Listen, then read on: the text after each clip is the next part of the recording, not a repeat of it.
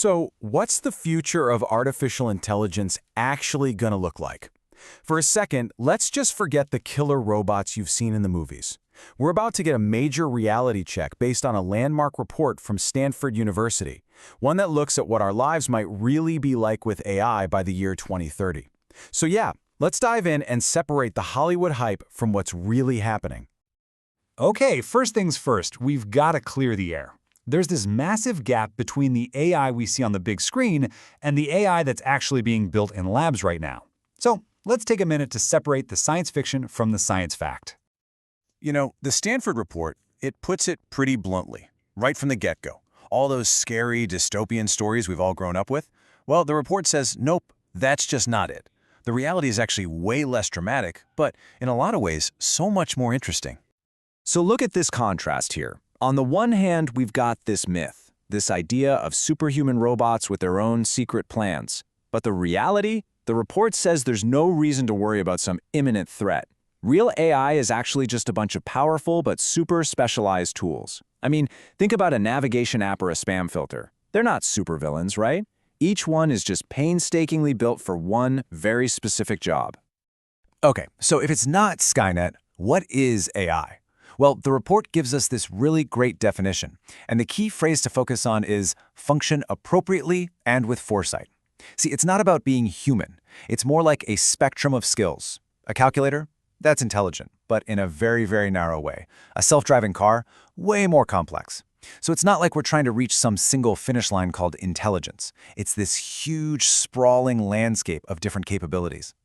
So you might be wondering, where's all this level-headed information coming from? This isn't just some opinion piece. No way.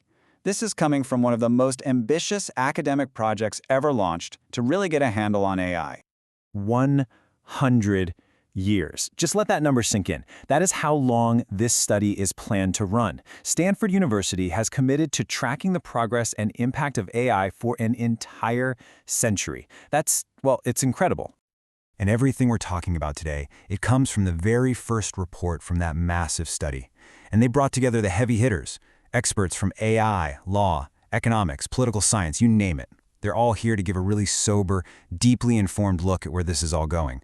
So yeah, this isn't hype. This is pure expertise. All right, so we've laid the groundwork. Now let's get to the really exciting part. What did this super smart panel actually predict for our daily lives?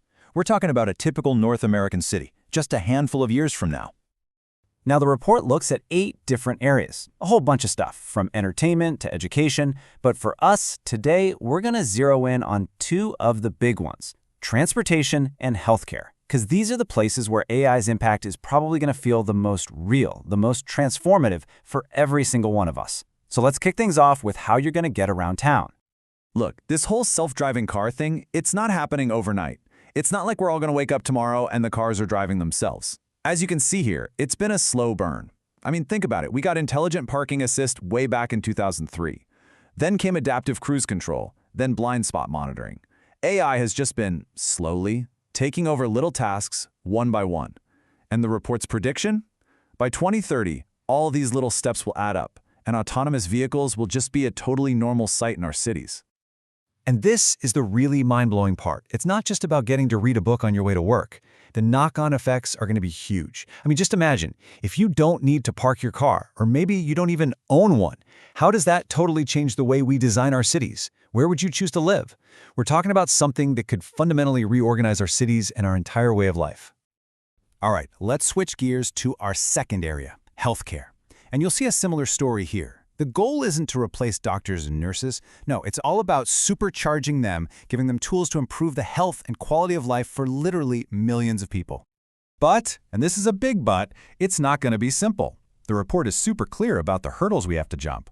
We've got these clunky electronic health records that doctors hate, legal rules that make it hard to share data for research, and just slow government approvals for new software. And maybe the biggest one of all? Just getting doctors, nurses, and patients to actually trust this new technology. So let's say we do clear all those hurdles. What does this actually look like in the doctor's office? Well, this is a perfect example. Think of the AI not as the doctor, but as the world's best assistant. A patient comes in, describes their symptoms. The AI then crunches the numbers, analyzing that person's records against millions of other cases, something no human could ever do. It then spits out a list of possible diagnoses ranked by how likely they are. But, and this is key, the human doctor is still in charge. They take that info, apply their own intuition, their own experience, and they make the final call. It's a true partnership. So these tools are obviously incredibly powerful. And you know what they say, with great power comes, well, a bunch of really big questions. The report argues that we as a society need to start talking about these things right now, and they mostly fall into 3 buckets. Who's responsible? Is it fair? And what does it mean for our jobs?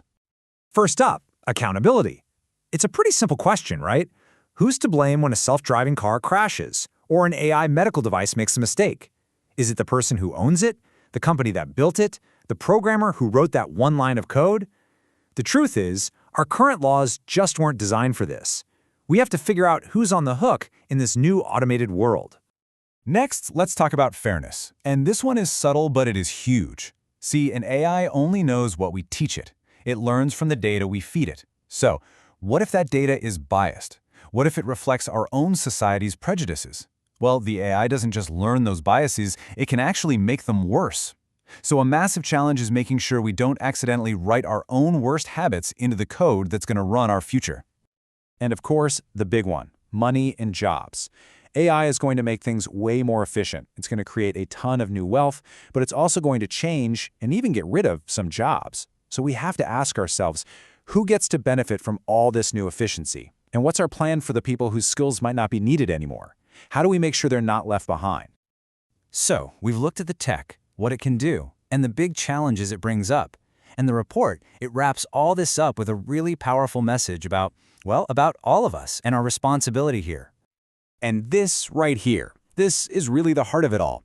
The future of AI isn't just some movie that we're all going to sit and watch. It's not something that just happens to us. It's being built right now by people. And that means we have a say. We have a window of opportunity to push it in a direction that actually matches our values. And that debate, it's not just important. The report says it's urgent. It needs to happen now. At the end of the day, the big takeaway is this. We are the architects of this future. The choices we're making right now, in our laws, in our companies, in our public conversations, those choices are going to decide everything. They'll decide if AI becomes a tool that helps just a few people, or a tool that helps, well, everyone. You see, this Stanford report, it's not really a crystal ball trying to predict the future. It's more like a call to action. It's like it's handing the pen over to us and asking a really simple but really profound question. The future of AI isn't written yet, so how are we going to choose to write it?